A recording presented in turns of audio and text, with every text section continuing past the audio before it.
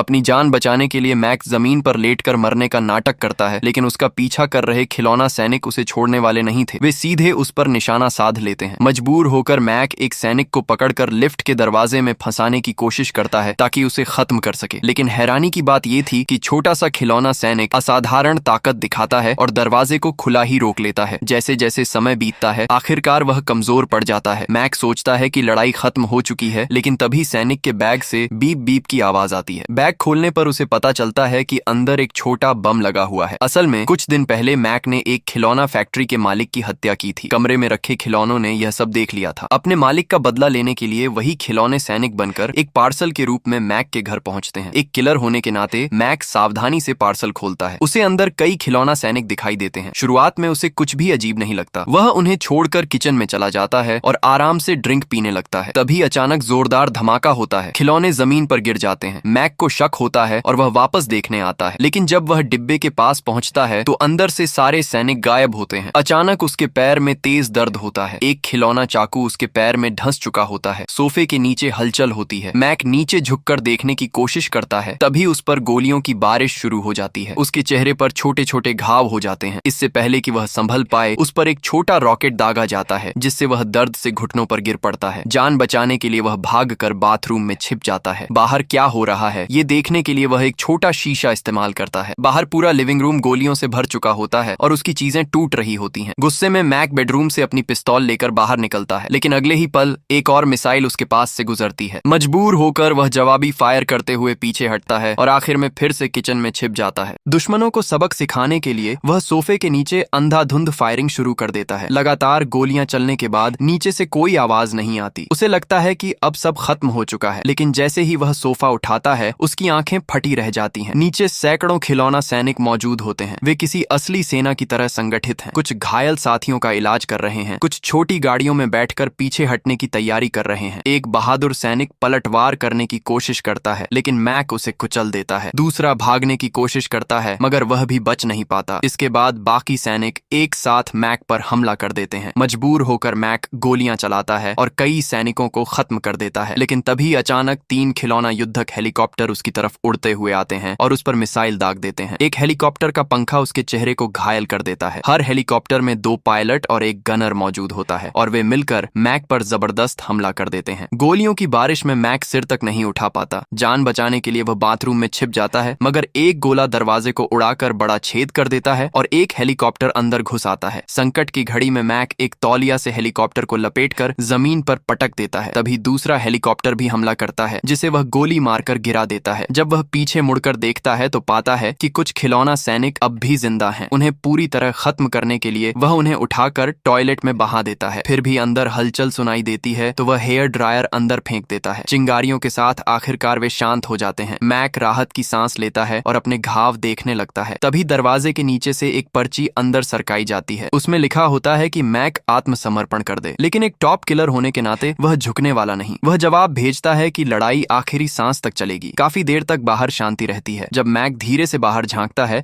तो देखता है कि खिलौना सैनिकों ने एक बड़ी तोप तैनात कर दी है। अगर वह वहीं रहता तो सीधा निशाना बन जाता। मजबूर होकर मैक खिड़की से बाहर निकलता है और 100 मीटर ऊंची इमारत की बाहरी दीवार पर लटक कर आगे बढ़ने लगता है। नीचे गहरी खाई है, एक गलती और सीधी मौत। उसे पता नहीं होता कि इसी बीच एक खिलौना हेलीकॉप्टर चुपचाप ऊपर से उसकी ओर बढ़ रहा है। मैक बिल्डिंग की बाहरी दीवार पर लटका हुआ आगे बढ़ ही रहा होता है कि तभी एक खिलौना हेलीकॉप्टर उस पर गोली चला देता है। मशीन गनर लगातार उस पर फायरिंग करता है। मजबूरी में मैक जवाबी गोली चलाता है और एक हेलीकॉप्टर को गिरा देता है, लेकिन उसे समझ आ जाता है कि यहाँ रुकना मौत को बुलाने जैसा है। वह तेजी से पास की खिड़की की ओर बढ़ता है और किसी तरह बालकनी तक पहुंच जाता है। बालकनी से अंदर झांकने पर वह देखता है कि कुछ खिलौना सैनिक अब भी बाथरूम के पास खड़े हैं और नई रणनीति बना रहे हैं। साफ है कि उनका इरादा मैक को खत्म करना ही है। तभी मैक की नजर एक अग्निशामक यंत्र पर पड़ती है। उसके दिमाग में तुरंत एक योजना बनती है। वह एक छोटा खिलौना बाहर फेंककर सैनिकों का ध्यान भटकाता है और चुपके से पीछे जाकर अग्निशामक यंत्र से उन पर तेज फुहार छोड़ देता है। सैनिक घबराकर इधर उधर भागने लगते हैं। इसी बीच 2 सैनिक एक छोटे बख्तरबंद वाहन में बैठकर उस पर हमला कर देते हैं और उसके पैरों की ओर गोलियां चलाने लगते हैं। हालात बिगड़ते देख मैक गैस सिलेंडर जलाकर उस वाहन की ओर छोड़ देता है, जिससे वह वाहन नष्ट हो जाता है। लेकिन तुरंत और सैनिक वहां पहुंच जाते हैं। अब मैक पूरी ताकत से पलटवार करता है। वह आग का इस्तेमाल इस्तेमाल कर कई सैनिकों को रोकता है, फिर रसोई से बेलन उठाकर उन्हें तोड़ देता है। बाकी सैनिक आवाज सुनकर चारों तरफ देखने लगते हैं, लेकिन उन्हें पता ही नहीं चलता कि मैक उनके पीछे पहुंच चुका है। एक एक कर वह सबको खत्म कर देता है। यह सुनिश्चित करने के लिए कि वे दोबारा सक्रिय न हो, मैक उनके हिस्सों को अलग कर देता है और उन्हें ओवन में डाल देता है। उसे लगता है कि अब खतरा टल गया है। वह राहत के लिए गर्म पानी में बैठने की सोचता है, लेकिन अचानक उसकी कलाई पर तेज चोट लगती है। उसे समझ आता है कि कुछ सैनिक अब भी बचे हुए हैं। वह जल्दी से पट्टी बांधता है और घर छोड़ने का फैसला करता है, लेकिन अब निकलना इतना आसान नहीं है। एक खिलौना स्पेशल फोर्स सैनिक पहले ही लिफ्ट में घुस चुका होता है। जैसे ही मैक लिफ्ट में कदम रखता है, कंट्रोल पैनल से चिंगारियां निकलती हैं और लिफ्ट अंधेरे में डूब जाती है। अगले ही पल अंधेरे में से एक खिलौना सैनिक कूदकर उसके पैरों पर वार कर देता है। लिफ्ट के अंदर हल्की रोशनी में मैक देखता है कि कंट्रोल पैनल के भीतर एक खिलौना स्पेशल फोर्स सैनिक उसे घूर रहा है। यह सैनिक बाकी सबसे ज्यादा ताकतवर और चालाक दिखाई देता है। मैक कुछ समझ पाता उससे पहले ही वह सैनिक वेंटिलेशन के रास्ते ऊपर चढ़ जाता है। मैक समझ जाता है कि लिफ्ट में रुकना मौत को बुलाना है। वह भी वेंटिलेशन शाफ्ट में चढ़ जाता है, लेकिन जैसे ही वह थोड़ा आगे बढ़ता है, वही स्पेशल सैनिक उसके सिर के ऊपर दिखाई देता है, हाथ में चाकू लिए घात लगाए बैठा हुआ। तभी बगल से दूसरी लिफ्ट तेजी से ऊपर आती है। सही समय देखकर मैक छलांग लगाता है और दूसरी लिफ्ट की छत पर गिरता है, फिर अंदर कूद जाता है। वह तुरंत बटन दबाकर नीचे भागना चाहता है, लेकिन तभी वह स्पेशल सैनिक भी अंदर आ जाता है और सीधे मैक के सीने पर चढ़कर हमला करने लगता है। दोनों के बीच जबरदस्त संघर्ष होता है। आखिरकार मैक उसे झटक कर दूर फेंक देता है। जैसे ही लिफ्ट का दरवाजा बंद होने लगता है, मैक फिर से मरने का नाटक करता है। सैनिक पास आता है तो वह अचानक उसे पकड़कर पूरी ताकत से दरवाजे की ओर धकेल देता है। सैनिक दरवाजे को रोकने की कोशिश करता है, लेकिन उसकी ताकत कुछ ही सेकंड तक साथ देती है। आखिरकार दरवाजा बंद हो जाता है और वह सैनिक कुचल दिया जाता है। मैक को लगता है कि अब सब खत्म हो चुका है, लेकिन तभी कुचले हुए सैनिक के बैग से बीप बीप की आवाज आती है। मैक हैरानी से बैग खोलता है और देखता है कि उसमें एक माइक्रो बम लगा हुआ है। अगले ही पल जोरदार धमाका होता है। इस बार मैक बच नहीं पाता। इसी के साथ ये जबरदस्त और अनोखी लड़ाई यहीं खत्म हो जाती है, जहां बदले की आग में जलते खिलौनों ने आखिरकार अपने मालिक का बदला पूरा कर लिया।